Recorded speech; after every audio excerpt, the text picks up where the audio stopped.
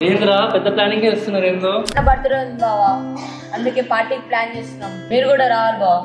మరి ఏం చేస్తుంటారు మీ డాడీ బర్త్డేకి? ఎవ్రీ ఇయర్ సెలబ్రేట్ చేసినట్టే ఇయర్ కూడా గ్రాండ్ గా సెలబ్రేట్ చేస్తుంది బావా.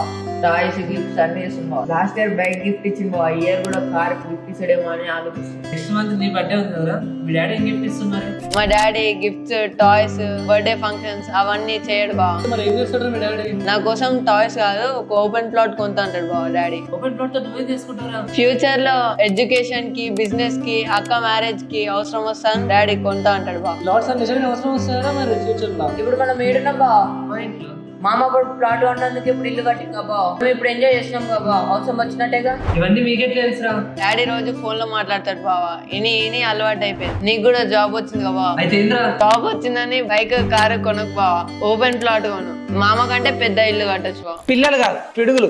మనము ఇంట్లో ఏం చేస్తామో ప్రతిదీ పిల్లలు ఖచ్చితంగా అబ్జర్వ్ చేస్తారు. చాలా మంది పేరెంట్స్ నా దగ్గరకు వచ్చి మా పిల్లలు వినట్లే, మా అబ్బాయి వినట్లే, మా అమ్మాయి వినట్లే అని చెప్తున్నారు. కానీ వాళ్ళు మీరు చెప్తే వినరు. మీరు ఏం చేస్తారో ఖచ్చితంగా అది మాత్రం చేస్తారు. చూసిన డిస్కషన్ అంతా మనం పిల్లలను సంతోషం పెట్టాలని చెప్పి అనవసరమైన ఖర్చులు చేసి భవిష్యత్తులో వాళ్ళకు నిజంగా సపోర్ట్ కావాల్సి వచ్చినప్పుడు అవసరమైన కూడా అమ్ముకోవాల్సిన పరిస్థితి చాలా మంది లైఫ్ లో కనిపిస్తుంది. సో అలాంటి ఇబ్బంది మీకు కాకుండా ఉండాలంటే ఖచ్చితంగా do invest in real estate. So open plot అనేది చాలా ముఖ్య పాత్ర పోషిస్తుంది. పిల్లల ఎడ్యుకేషన్ కావచ్చు,